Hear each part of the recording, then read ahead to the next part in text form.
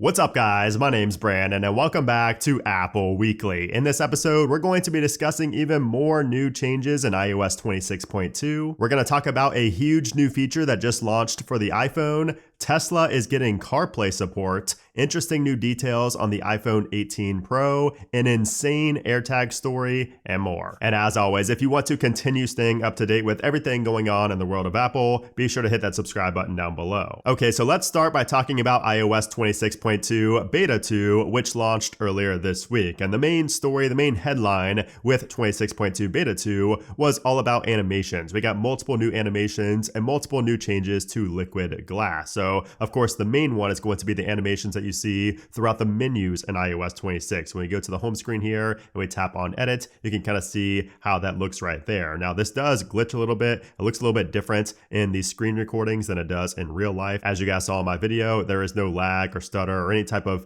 glitch like you see in these screen recordings. So I just want to make that very clear. Now, of course, we do also see that in different menus as well. Like if we go into Safari and we go into the menu here, you can see that cool new animation. But something I did not mention in my What's New video is that the silent mode indicator now has the liquid glass design finally. Oh, and also the X on the notification center, as you can see, now is more clear. And also if you haptic press on that, you can see that it has that liquid glass design, which is more circular, and behind it you can see it's more clear than it was on 26.2 Beta 1 and every previous version of iOS 26. And then in the measure application, specifically on the level tool right here, this is what caused the most controversy, or just the most amount of reactions online. So you either love it or you hate it. I see both sides. I mean, it is really cool. The animation is really cool and really sick and fluid here, but some people are saying that you can't really read the numbers in the middle, when you have these bubbles over it. However, I disagree with that. I mean, it's pretty easy to read the numbers in there. So everybody's big complaint is that Apple is just prioritizing the look and the feel over the practicality, which I don't really understand that. I mean, the numbers are very easily,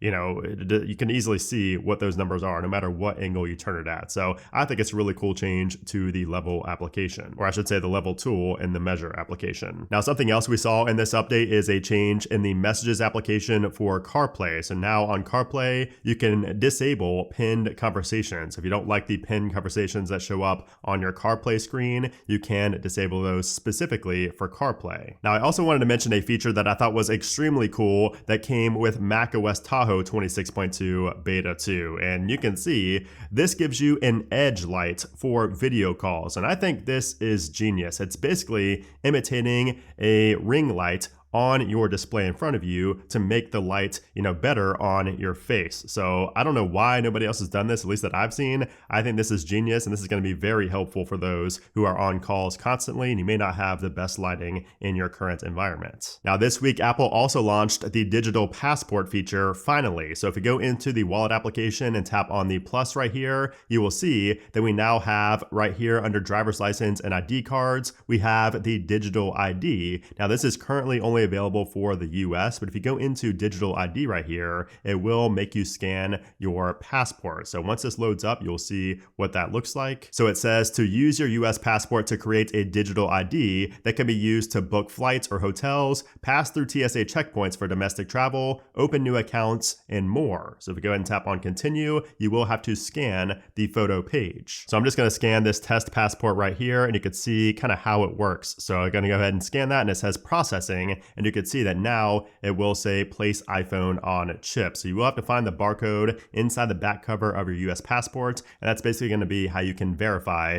that it's actually your passport that you scanned. So I cannot do this at this point, but that is the process of getting this on your device. And again, you will be able to use this at TSA checkpoints, which is going to be extremely convenient, especially if you maybe lose your passport. But it is important to note that this is not a replacement for the physical passport. You will still always need your physical passport. It's just good to have a digital copy as well. And if you're wondering what TSA checkpoints you can use this at, Apple says there's currently 250 airports that do allow this. And keep in mind, this is only for domestic travel, so it's not going to work for international travel, at least not yet. And of course, since this is Apple, everything is going to be encrypted and fully secure, so you don't really have anything to worry about with putting your passport information into your digital wallet on your iPhone. Now, this week we did also see an update to the Apple Invites application. So version 1. 1.6 was just released, and you can see this brings a feature that a lot of people were suggesting and kind of, requesting Apple to add. And it says that hosts can now allow guests to specify the number of adults and kids that they're bringing. So, if you want to have maybe a +1, or if you just have kids coming with you, you can now specify,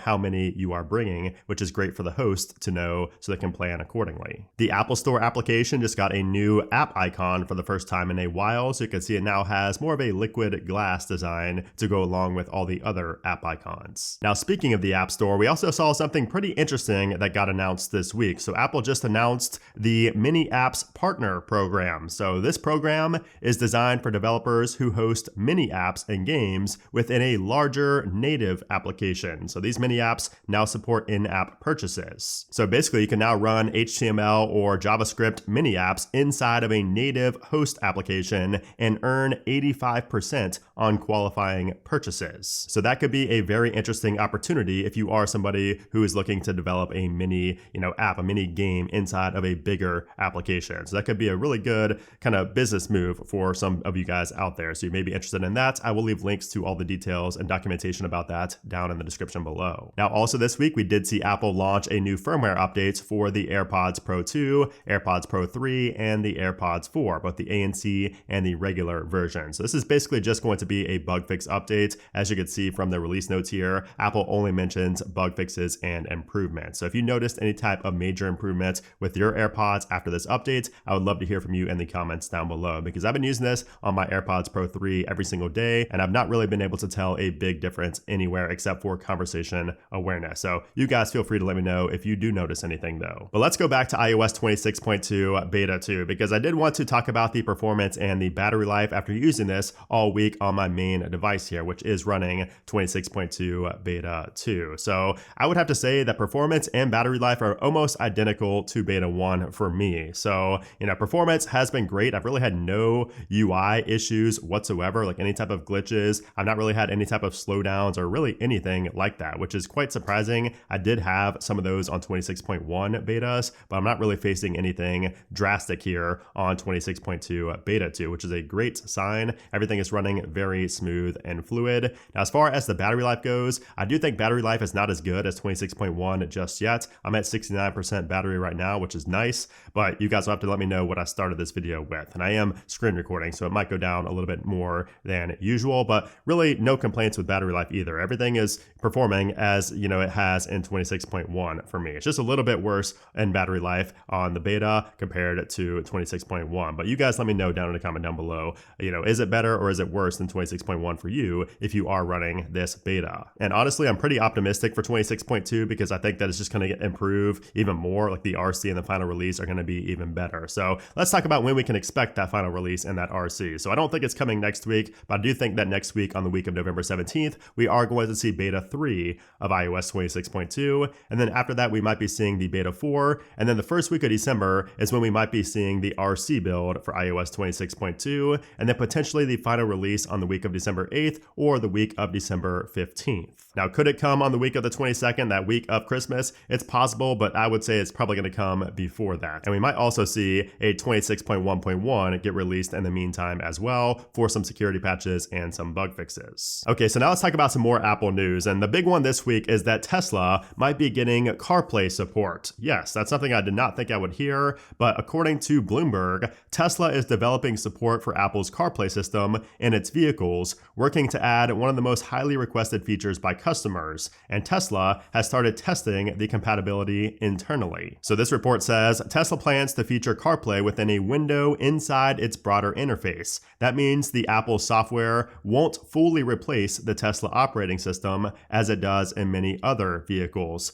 CarPlay also won't tap into Tesla's features like FSD or full self-driving mode. Drivers will need to rely on Tesla's own navigation app for that. So to me, as a Tesla owner, that's honestly really good news. That's like the best of both worlds. So we can have the Tesla interface and also CarPlay on the side. I think that is the best case scenario because me, after owning a Tesla for so long, I don't miss CarPlay. Like CarPlay is nice if you don't have a Tesla, but on the Tesla, I just prefer the interface of that to CarPlay. CarPlay, but sometimes I do wish I could have Waze pulled up or something like that pulled up in the side, and now it seems like eventually we might be able to do that. So keep in mind, Tesla has not confirmed this. They have not said this, publicly. This is just a report at this point. So I would not expect this to get released anytime soon. It's probably going to be in 2026 at the earliest, but still, it's pretty good news if you are a Tesla owner and you have been longing for CarPlay. Okay, so now we have to talk about the crazy Apple accessory that launched this week. And I say crazy, but maybe it's not so crazy because it's selling out. It's completely sold out in the US right now. And I'm talking about the iPhone Pocket. So Apple recently teamed up with Japanese fashion brand Issey Miyake to create the iPhone Pocket, which was a limited edition knitted accessory to carry your iPhone. It's kind of like a sock. So this thing was priced at $150 and the long version was $230. So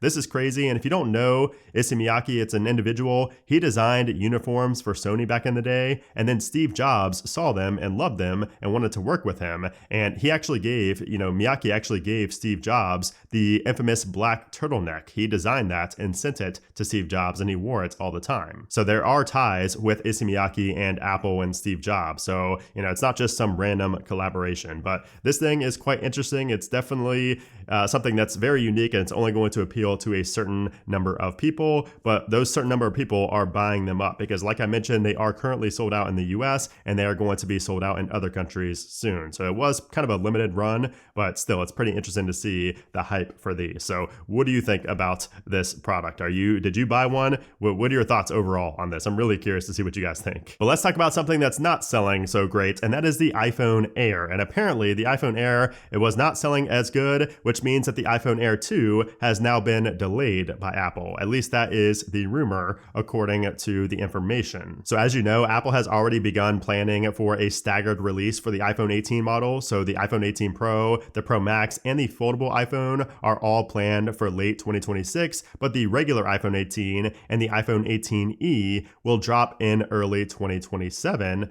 But now it's possible that the iPhone Air 2 will also come out alongside the iPhone 18 in the spring. So we don't know for sure that it's because of the bad sales of the iPhone Air or if it's just because Apple has more work to do on that product to make it, better. They need more R&D on that because we're hearing that it also might have 2 cameras, which I don't really know if we're going to see 2 cameras on the iPhone Air 2 because it's just such a thin profile and it just doesn't really allow, there's no space, for 2 cameras. So maybe it's just going to be more of a 2-in-1 camera, like just one actual camera, but it maybe has extra functionality inside, kind of like what Apple's already done before, but maybe a little bit better. But what do you guys think about the iPhone Air overall? I personally love the iPhone Air. I talked about that in my video, and I really can't wait to see what the second one brings. And really, I'm curious to see how long it's going to last in the product line for Apple. But let's talk about the product that's going to sell much better than the iPhone Air 2, and that is the iPhone 18 Pro and Pro Max, because we're hearing from Instant Digital on Weibo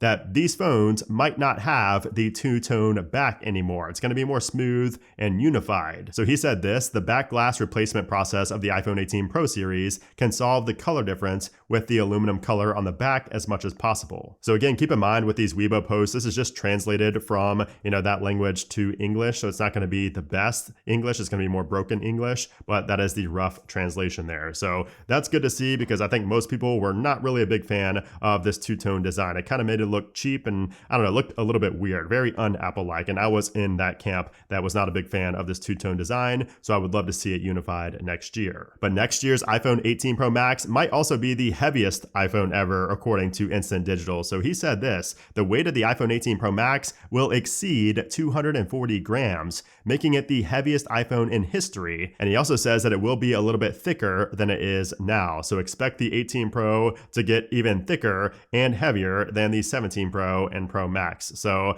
not really too sure with that. I mean, maybe we'll see a much better battery, a much bigger battery as well for much better battery life, which it's really hard to get much better than we have right now, but I guess we can always see improvements. But yeah, expect a thicker and a heavier iPhone 18 Pro Max next year. And then finally, we have a crazy AirTag story. So this time, an Arizona woman found herself playing detective after 2 of her USPS packages went missing. And what started out as a simple case of mail theft ended up with the FBI involved, and AirTag AirTag trap, and the takedown of a postal worker who'd been stealing for nearly a decade. So this was all documented in a long video on TikTok by a creator named Tyla, so I will leave this video link down in the description below, but she was expecting a package one day since it said it would be out for delivery, but it never showed up. And when she asked about it at her local post office, the staff simply said it was lost. So she reached out to the company who that package was from, who was Baggu, and they sent her a replacement. But that vanished too, in the exact same way. So Tyler went back to the post office again to report this, and the manager and the supervisor were just laughing at her while she complained. Weird. So she took matters into her own hands, and she placed another order on Baggu, but this time shipped it to a P.O. box across town. And that time it arrived safely, which confirmed her suspicion that the theft was happening somewhere near her home. So she got clever and created a fake package using the exact same Baggu packaging, stuffed it with trash inside of an old purse, and hid an AirTag inside of that purse as well. Then she drove 40 minutes away to mail it back to herself, making sure it passed through multiple USPS facilities. So the package moved through Phoenix and finally arrived at the post office where her packages had been going missing before, and that's where the AirTag stopped moving. Yes, again. So it stayed parked at a gated apartment complex for hours. So Tyla drove out to that apartment complex, and while the app said that she was right next to it, there was no USPS truck in sight. Meanwhile, her usual post office carrier was delivering back in her neighborhood. So that's when she knew that somebody else had taken her package. So the next day, the AirTag pinged back at the USPS facility, so she went to ask about it, but they insisted that they did not have the package, even though Find My showed it right there in the building. So she came back again later. This time, an employee went back into the back and came out with her package ripped open, claiming that it was just in the lost and found bin. So Tyla filed a police report, but then things escalated because the very next day she got a call from the FBI. So it turns out that USPS had already had its own internal crimes division, and they wanted her AirTag timestamps. So they matched them with the GPS data from the trucks and found out that it was not her regular driver. It was another employee allegedly stealing items from multiple trucks and then reselling them online. And apparently after this investigation, they found out that the woman had been doing this for nearly a decade, selling everything from baby gear to luxury goods, including Tyla's missing Baggu items. So the FBI put hidden cameras inside of the employee's truck, and then she suddenly began calling in sick. But the break came after another victim recognized their handmade shirts being sold on Poshmark, and the return address matched up with the same USPS employee. And that's when they were able to arrest the employee. And FBI agents found 9 years worth of tax documents proving that she was even paying taxes on the stolen items that she'd sold. And what's interesting is that the USPS does offer rewards of up to $150,000 for information that leads to the arrest and conviction of somebody who steals mail or postal property. She unfortunately was not able to get any cut of that. But still, I'm sure she's just happy to have her packages arrive as they should be now. And ever since then, she said that she's not had any issues with her packages being, delivered on time and without anything missing. So that is an insane AirTag story. That's one of the craziest ones I've covered here on the channel. And again, if you want to watch the full video of that, I will leave a link down in the description below. But, you could use an AirTag for anything, as I always say. So if you have a problem with somebody stealing your stuff, this is a great idea to find your stuff. It may take a while. It's a lot of effort, but if you really want to catch that thief, you could do something like this yourself. Anyways, guys, that is it for this week's episode of Apple Weekly. If you enjoyed it, as always, give it a thumbs up. Be sure to hit that subscribe button down below if you want to continue seeing these Apple Weekly episodes every single weekend. But anyways, guys, thanks for watching, and I'll see you soon.